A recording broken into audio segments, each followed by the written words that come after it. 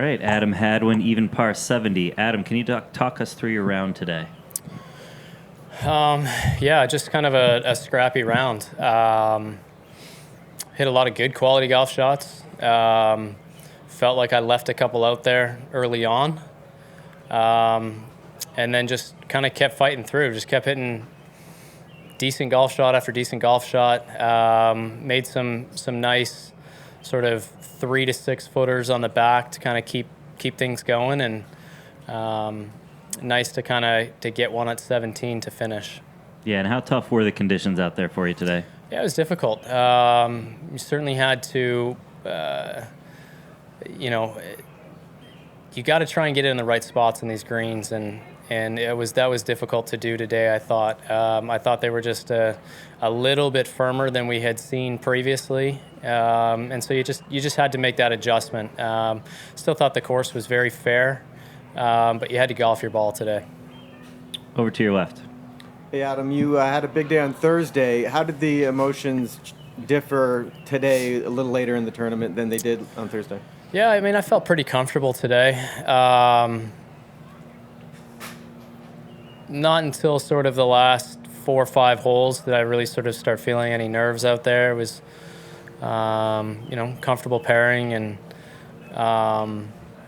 given the situation, I think I did a good job of sort of not viewing where I was and just kind of keep my head down and keep plodding along, and maybe peaked there probably too soon and saw that I was hanging around and doing some decent things. So we'll go out tomorrow and just keep the head down, try not to look at any sort of leaderboards. And I've done a really good job of just, again, plotting my way around the golf course.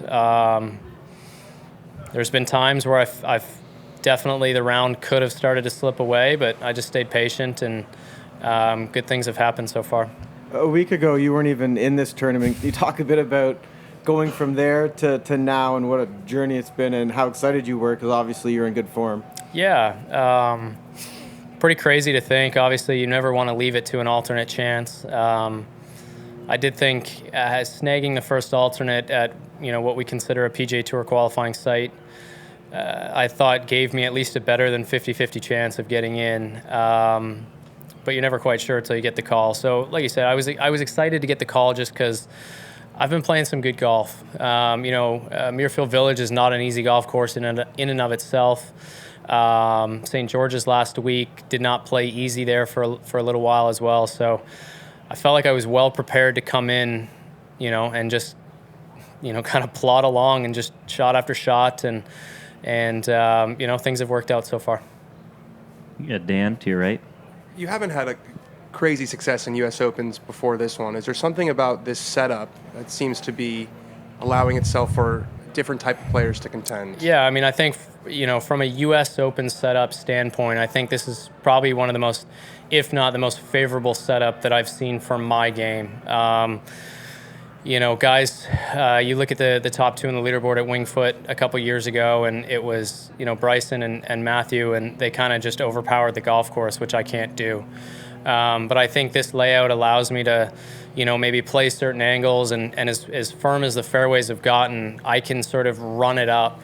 I'm certainly not going to keep up with the guys, but I'm not so far back now that, I have 5 irons and 4 irons. I'm still getting 8 and 7 iron in, which allows me to compete. But, you just, again, you kind of have to plod along this place. You have to pick your moments, and that definitely has at least played into my hand a little bit more this week. Did you have a sense that it was going to be that way, or was it the kind of situation where you saw the golf course in a practice round and you were like, oh, okay, I can do this?